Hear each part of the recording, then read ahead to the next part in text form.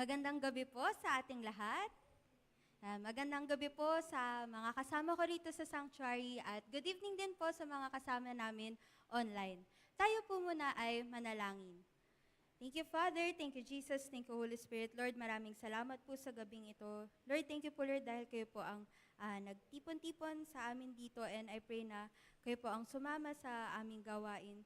I continue to pray, Lord, na tanging salita niyo lamang po ang mamutawi sa aking puso at lahat po kami ay magkaroon ng matabang lupa, Lord, sa aming mga puso upang pagtamnan ng inyong salita. Thank you, Lord. In Jesus' name we pray. Amen. So, ang mensahe po sa gabing ito ay nagmumula po sa Luke 13, verses 10 to 17. Kung hawak niyo po ang mga Bibles niyo, sabayan niyo po ako sa pagbasa nito. Verse 10, on a Sabbath, Jesus was teaching in one of the synagogues, and a woman was there who had been crippled by a spirit for 18 years. She was bent over and could not straighten up at all. When Jesus saw her, he called her forward and said to her, "Woman, you are set free from your infirmity."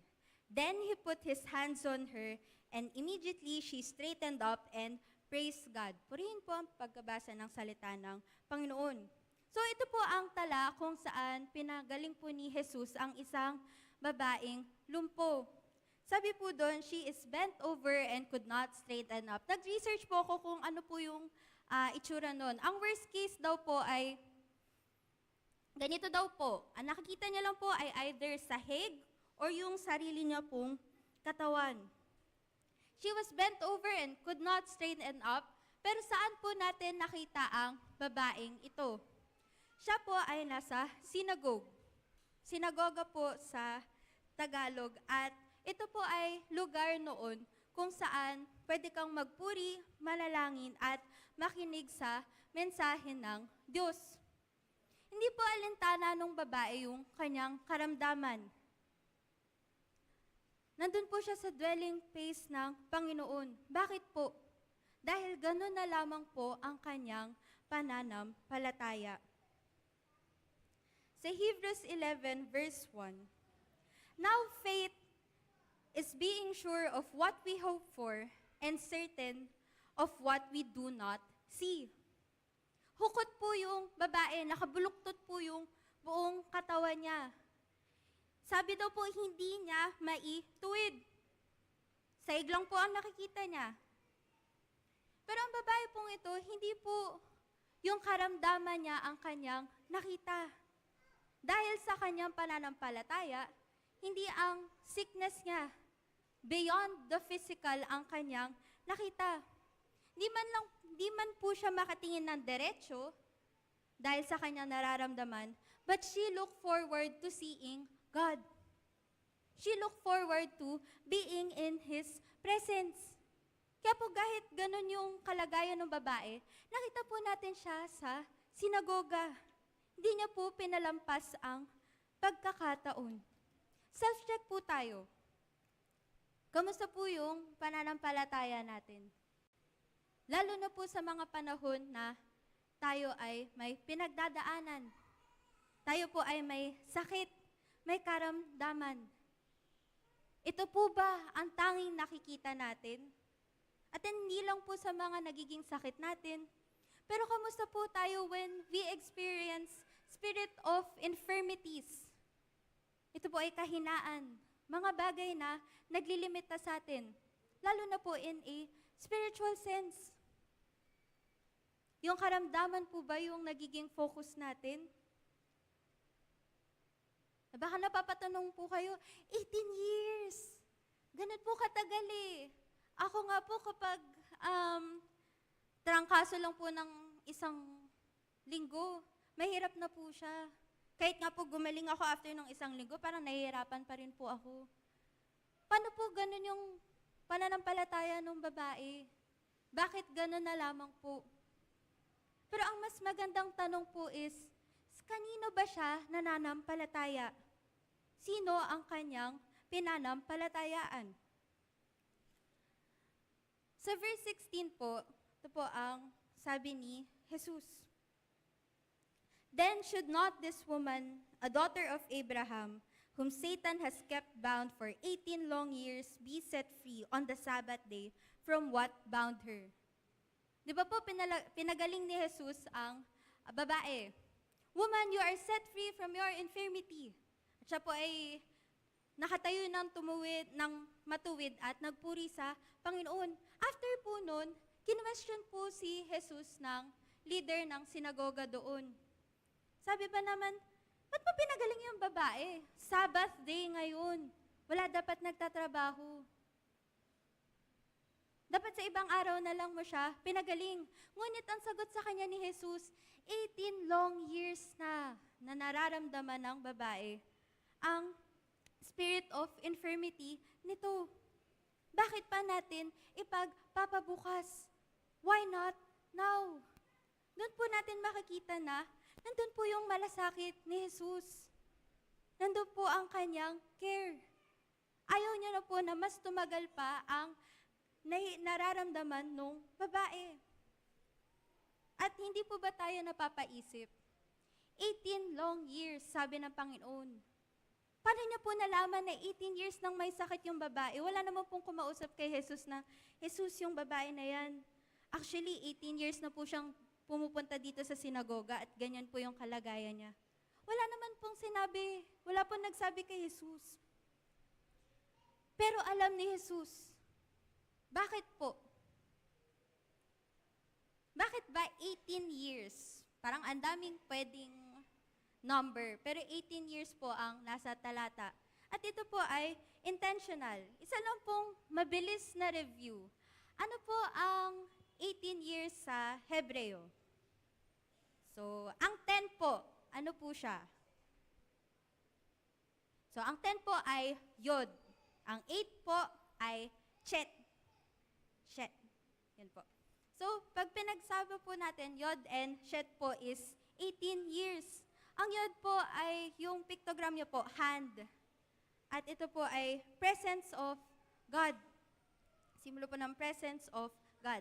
And Shet po, kaka-discuss lang po sa atin, ang pictogram niya po ay yoke. At sa napag-aralan po natin, ito po ay being one. Being one with God. Kaya nga po yoke. So, ang 18 years po, hindi po siya random. For 18 years, Yod, naroon ang presensya ng Diyos sa buhay ng babaeng ito. And Shet, hindi lang siya with this woman, but she is one with this woman. Hindi lang niya po alam ang kanyang napagdadaanan, ngunit alam niya po sa kaibuturan niya kung gaano po lahat ng pinagdadaanan ng babaeng ito. Kaya gano'n na lang po ang malasakit ni Jesus. Isaiah 41 verse 10. So do not fear, for I am with you. Do not be dismayed, for I am your God. I will strengthen you and help you. I will uphold you with my righteous right hand. Ganito na lamang ang pananampalataya ng babae. Dahil ito ang pagkakakilala niya sa Diyos. She has faith in God.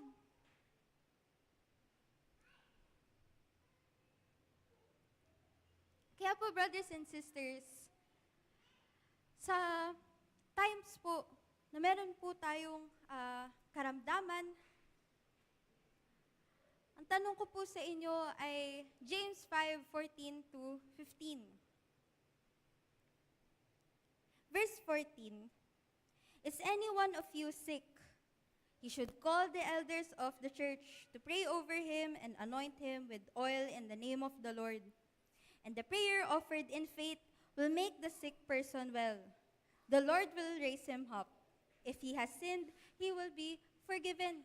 Kagaya po ng babae sa talata, let us show our faith. Let us show our faith by still looking forward to God, looking forward to His presence. And let us exercise our faith through prayer. Let us pray a prayer of faith. Is anyone among you may ubo, may sipon, may lagnat? Pray. Is anyone among you have chronic illnesses? Pray. Is anyone among you have cancer? Pray. Is anyone among you have mental health problems? Pray. Is anyone among you experience barrenness? Pray. Is anyone among you experience spiritual weaknesses? Pray. Prayer po ang sagot sa lahat po ng pinagdadaanan natin. Because remember, we ask, who do we believe in? We believe in our God. We believe in Jesus Christ. And in Jesus' name, we are healed. At His word, at His touch, tayo po ay mapapagaling. Kagaya po ng kanyang pagpapagaling sa babaeng 18 years na pong lumpo.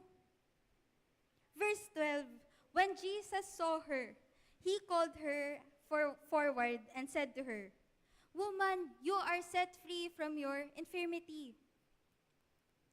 And BCC today, ang mensahe po sa atin ng Panginoon, BCC, you are set free from your infirmity.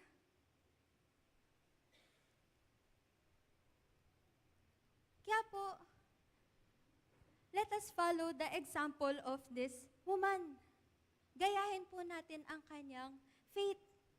Na kahit po sa 18 years niyang dinaan na karamdaman, at sa kung ano man po ang pinagdadaanan natin ngayon, may it be sickness, may it be weakness, may it be spirits of infirmities, let us look to God.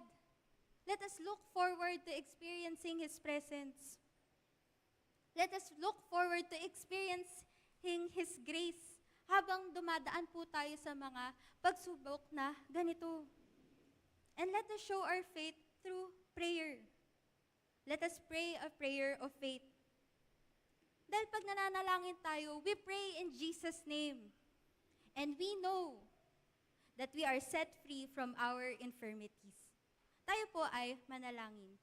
Thank you, Father. Thank you, Jesus. Thank you, Holy Spirit. Lord, maraming salamat po sa mensahe nyo. We thank you, Lord, for your message, your promise, Lord. Lord, I pray na kami po ay matutong to continue to look to you, Lord, to continue to exercise our faith. May you continue to help us in times of weaknesses. Through our sicknesses, Lord, may we continue to experience your grace. In Jesus' name we pray, amen.